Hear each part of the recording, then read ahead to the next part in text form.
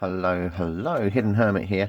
Now cast your beady eyes on this crazy Three of Swords. Look at this, it is off the chain. What's going on in here?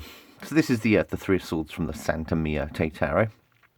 Much different, a different image than what we're used to. Usually it's skewered hearts that you see in the Three of Swords, but this is, the Santa Muerte is very much of a left field deck as I describe it. It does go with slightly different, stranger interpretations of these classic cards, if you like. So what's going on in here? You got your two skeletal figures, which are predominant in the Santa Muerte deck. Instead of a single heart being skewered, you have this person down here. He's considering this first sword here, while there's this dude sitting on his head. Could be a woman. And he's skewered the actual skeletal cage of this person. I mean, what does that mean? It's crazy. And when this comes up in a reading for me, I have to kind of figure out whether or not this dude is intentionally doing it or trying to pull them out, trying to help this guy out. But you know, how can you tell? How do you determine what's going on in this? So I say it's a left field deck, but it does go with what we understand the Three of Swords should mean. That idea of remorse and sorrow and despair in some cases. I think that would be fair. But what I do think is very interesting about this card is the fact that this person is considering this one. He's got something laid out in front of him. And this could very well be an idea. This is, of course, the Suit of Swords.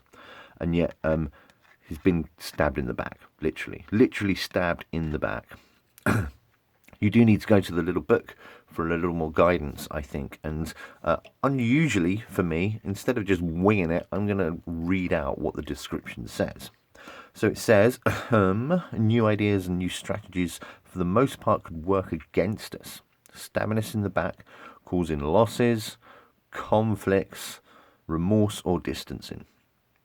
Which I think you'll agree does kind of go well with what the Three of Swords means for most of us. Only a careful analysis of the various contrasting situations with consequent selection and removal can help the destiny of this card. So again, you're tapping into that the sword vibe of thinking about things, of considering things, of just weighing up the situation to see what is best for you, basically. And I do think that there could be a level of acceptance with this guy. You know, he's like, oh dear. But look, I still have this idea in front of me. I'm still considering it. It's a crazy card, and it's a card that could be meditated on, thought about in many ways. And there's lots of other things going on in here as well. The flowers, they pop up in the Santa Muerte quite a lot. You've also got little splatterings of blood. It's actually inked this flower down here. What does it mean? I think it's a great card. It's a great deck. I'm a big fan. It's a little bit strange and a little bit niche, yes. And I'm talking about the deck and the card. But that's what gives it its charm, I think. I'd also take note of the spade as the skull's head. Given that idea that, you know, the tarot deck does lend its progeny, if you like, to a standard deck of playing cards. Just check it out just for a moment. It's just so cool.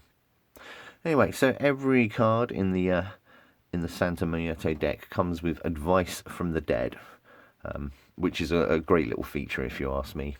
I shall read this out to you again.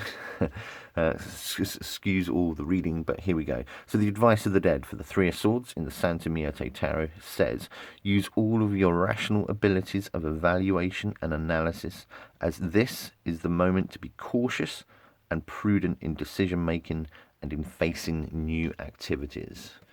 So it's kind of a warning card, if you like. Use your head, even if you're going to sit on your head. Okay, so that is the Three of Swords from the Santa Muerte Tarot. Thank you very much for watching.